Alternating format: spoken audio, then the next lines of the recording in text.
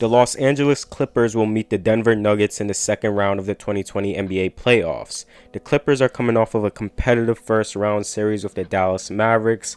The Clippers and Nuggets in the regular season met 3 times, and their season series is led by the Clippers, who won with 2. The Clippers have a lot of star power, a lot of firepower. Nuggets have pieces in Nikola Jokic, Jamal Murray, who has been on fire. Now the Clippers went to 6 games with the Dallas Mavericks, mostly tight games, but at the end of the day, the Clippers have too much firepower, and that's the main thing about the Clippers. The Nuggets are coming off of a 7-game series against the Utah Jazz. They won it. But if they were a scary team, this series should have been cut short, but Donovan Mitchell is a monster. They were a Michael Conley shot away from being sent home. And I'm pretty sure all of their playoff matches dating back to last season has all been Game 7s. Jeez. What the Denver-Utah series shown me is that Jamal Murray must be on his A game for the Nuggets to see success. Success of the Nuggets relies more on Jamal than Nikola Jokic.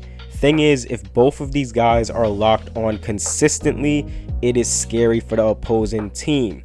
And Jamal has shown that he can explode in the playoffs, and if he never done so, Utah would have won this series.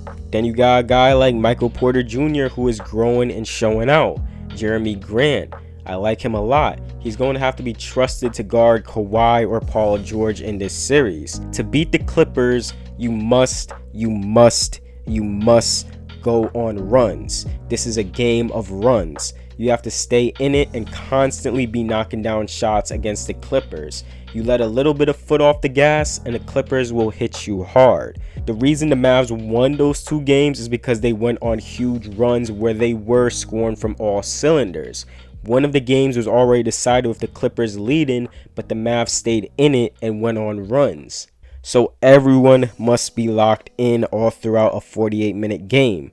Paul George, Kawhi, even Lou Williams. These guys can go on runs of their own. Then Reggie Jackson, for some reason, was looking like the second coming of Ray Allen in that Mavs series. Landry Shamet, Zubac, Marcus Morris, Harrell. There's too much here. I kind of expect Paul George to have a little bit of a rough series. He can be on and off in the playoffs, but if he is on, it's going to hurt the Nuggets' chances of winning. Then I expect Patrick Beverley to be back to put more pressure on Jamal Murray. But geez, Murray is playing on another level, so I really expect him to have a big series here. Like, the best chance the Nuggets have in this series is if they win the guard battle. Jamal Murray is their best guard, but Monte Morris has to step up, Gary Harris has to step up, and even that, there's a lot of firepower on that Clippers team. Lou Will can come in and take over when he wants to. If the Clippers can neutralize Jamal Murray, this is going to be a very short series. If Murray doesn't have a big series, this is going to be really short, really sad for the Nuggets.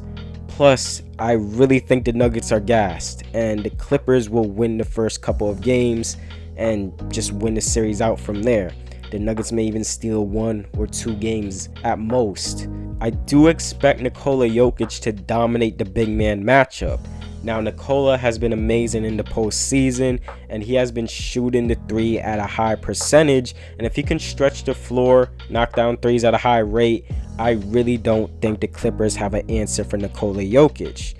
The Nuggets' role pieces has to shoot the lights out against the Clippers. I don't really see that happening unless Jamal Murray goes berserk. I really don't expect anyone on the Nuggets to slow down Kawhi because, geez, that's a bad man. Kawhi Leonard was the best player in that Mavs series. I expect him to be dominant because no one can stop Kawhi. And if Paul George is locked in, it's going to be a tough series for the Nuggets. Now, I have the Clippers winning this series in 5 games.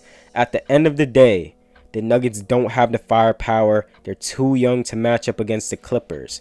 They don't have anyone who could slow down Kawhi, and realistically, the only man slowing down Paul George in this series is Paul George.